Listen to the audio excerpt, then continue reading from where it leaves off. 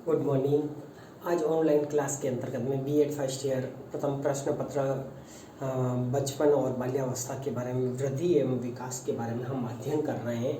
तो इसमें जो हमारा प्रथम यूनिट चल रहा है बाल विकास की अवधारणा, इसके अंतर्गत में हमने बाल विकास का अर्थ, परिभाषा, महत्व, उसके क्षेत्रों के बारे में अध्ययन किया है। इसके बाद में हमने इसकी अवस्थाओं के बारे में अध्ययन किया है। अधिक अभिवृद्धि और विकास में क्या अंतर है, क्या समानता है, उसके बारे में अध्ययन किया है। बाल विकास के सिद्धांतों के बारे में अध्ययन किया है। तो इसी क्रम में आज हम बाल विकास में बालकों के अध्ययन की विधियां हैं, उनके बारे में अध्ययन करेंगे।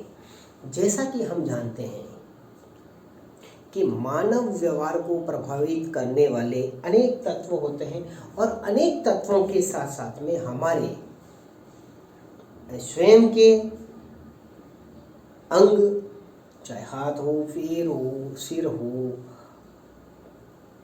पेट हो, दांत हो, वाणी हो, ये सारे अंग हमें क्या करते हैं, हमारी इच्छाओं को प्रभावित करते हैं, हमारी भावनाओं को प्रभावित करती है और हमारी भावनाएं ही और हमारे व्यवहार को प्रभावित करती है।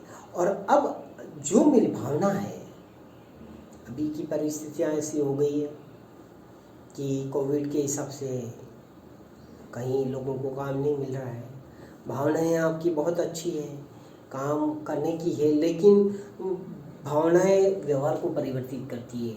लेकिन कभी कभी वातावरण भी व्यवहार को प्रभावित करता है। अब आपको घर से बाहर नहीं निकलना है, ये वातावरण का है, क्योंकि आपको घर से बाहर निकले नहीं, पुलिस के फाइन भरना पड़ेगा या आपको अपने बड़ों से डांट पड़ेगी। कोविड के हिसाब से आपको संक्रमित हो सकते हैं, इसलिए आपको मास्क पहनना ज़रूरी है, घर से बाहर नहीं निकलना है।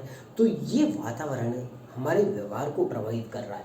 उसी प्रकार हमारे व्यवहार को प्रभावित करने वाले इन तत्वों का हम विश्लेषण कर सकते हैं, अध्ययन कर सकते हैं और कुछ हमें दिखाई देते हैं, जैसे कि व्यवहार को हम देख सकते हैं, लेकिन कुछ ऐसी तथ्य भी होते हैं जिनको हम देख नहीं सकते हैं। भावना ही हमारे क्या करते हैं, कार्यों को प्रभावित करती है। जैसी जिसकी भावना होती है वैसा वह कार्य करता है। आज सुबह उठा मैं और मेरे खाने की इच्छा हो गई, समोसे खाने की इच्छा हो गई, ठीक है। आज समोसे घर पे कहा कि समोसे बना दो, उन्होंने कहा कि समोसे तो हमें बनाना नहीं आता है।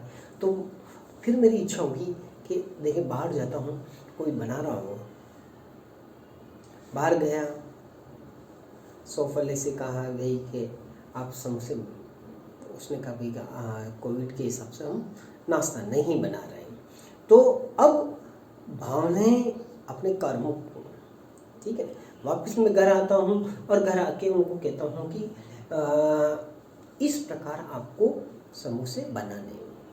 तो धीरे धीरे वह प्रक्रिया बनाकर मैं उनकी हेल्प करूँगा और वह समोसे बनाने की, यानी भावना मेरी आज समोसे खाने हैं और कर्म मैं समोसा बनाने की कोशिश करूँगा।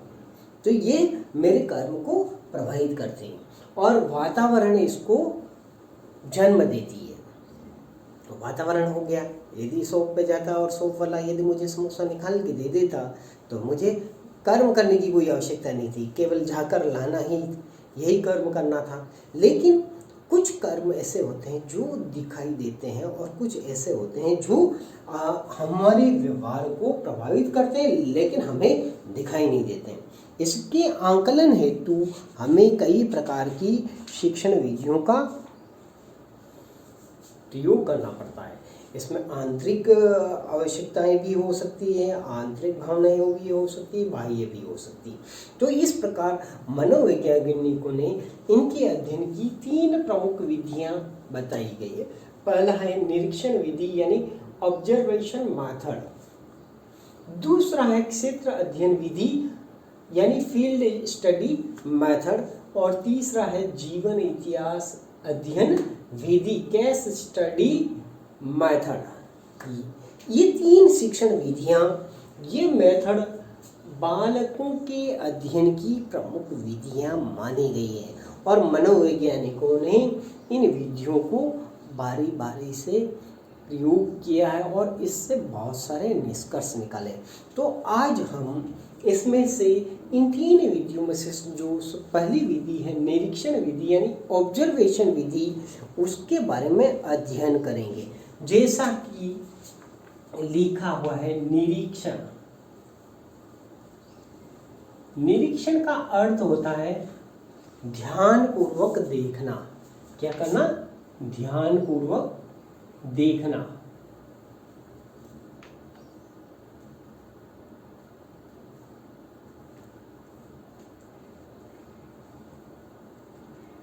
अर्थात इसका अर्थ ये हो गया है किसी भी के भी बारे में आप अध्ययन कर रहे हैं तो उसके व्यवहार को ध्यानपूर्वक देखेंगे और उसका आकलन करने के बाद में मानसिक स्थिति, शारीरिक स्थिति और इसका हम पता लगाएंगे। अपनी ज्ञानेंद्र के आधार पे हम उसका प्रयोग करके उसका क्या करेंगे? निष्कर्ष निकालेंगे। इसको अंग्रेजी में ऑब्जर्वेशन कहते हैं। ऑब्जर्वेशन यानी वही अंग्रेजी भाषा का इसके शब्द से बना है जिसका अर्थ होता है किसी को निहारना। निहारना यानी ध्यानपूर्वक देखना, हिंदी में ध्यानपूर्वक देखना और इसको निहारना भी कहा जा सकता है। तो ये निरीक्षण विधि महत्वपूर्ण विधि मानी गई है और इस विधि का प्रयोग हमारे देश में अधिकतर प्रयोग किया जाता है। आपकी क्लास चल रही है तो इसका निरीक्षण करने के लिए कभी कोई टीचर बाहर से आपका निरीक्षण करता हुआ निकलता है कि भाई किस प्रकार आप किस प्रकार बैठे हुए हो, टीचर किस प्रकार पढ़ा रहा है, लेखन कला कैसी है, उसका पढ़ाने का तरीका कैसा है, बच्चों की ज्ञान अर्जन का जो तरीका है उसमें अधिगम की प्रक्रिया किस प्रकार चल रही है, द्विगामी है क्या एकलगामी है, किस प्रकार चल रहा है। तो इन सब को ध्यान में रखते हुए हम इसका अध्ययन करते हैं। तो निरीक्षण में कई प्रकार की चीज़ों का हमें ध्यान रखना पड़ता है। तो निरीक्षण विधि के जो पद हैं वह पद 3 प्रकार के पद पाए जाते हैं। निरीक्षण विधि के पद 3 प्रकार के पद पाए गए हैं। उसमें पहला है दूसरे व्यक्ति के व्यवहार का निरीक्षण करना। दूसरे व्यक्ति के व्यवहार का अध्ययन या निरीक्षण करना। फिर दूसरा आता है कि दूसरे व्यक्ति के व्यवहार का अनुभव। अब आपने दूसरे व्यक्ति के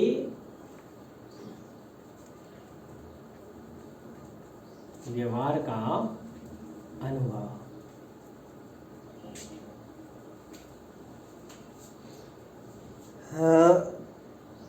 पहला था दूसरे के व्यक्ति के व्यवहार का निरीक्षण।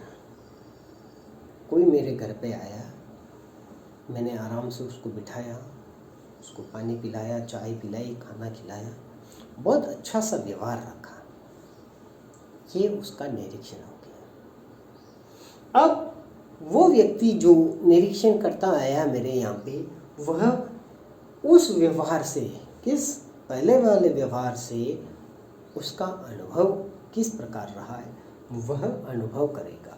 फिर तीसरा आता है पूर्वानुमान। अनुभव के आधार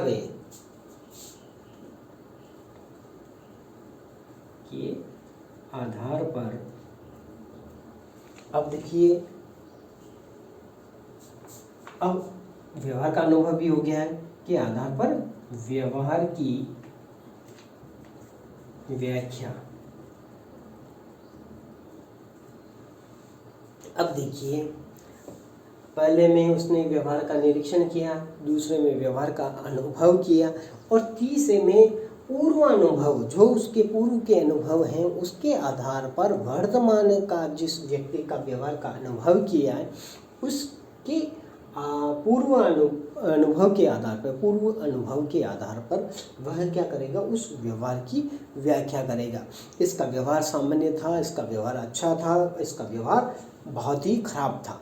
तो इस प्रकार इस बात को वह ध्यान में रखेगा। इसके साथ में ही अब व्यवहार, ये तो हो गया निरीक्षण विधि के 3 प्रकार के जो पद हैं उनके बारे में। इसी के साथ में निरीक्षण विधि के कुछ प्रकार भी पाए गए हैं, उनके बारे में भी हम अध्ययन करेंगे।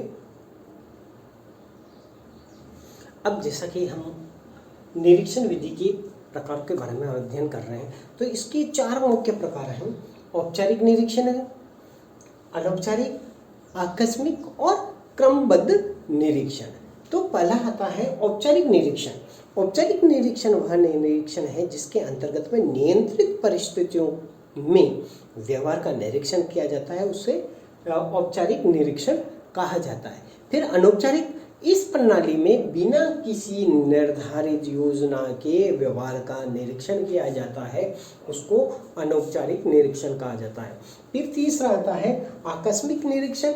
इसमें आकस्मिक रूप से व्यवहार का निरीक्षण किया जाता है।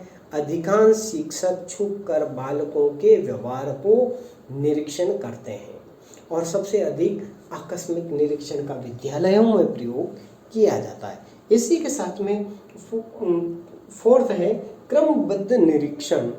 इसमें निर्धारित योजना अनुसार नियम पूर्वक व्यवहार का निरीक्षण किया जाता है।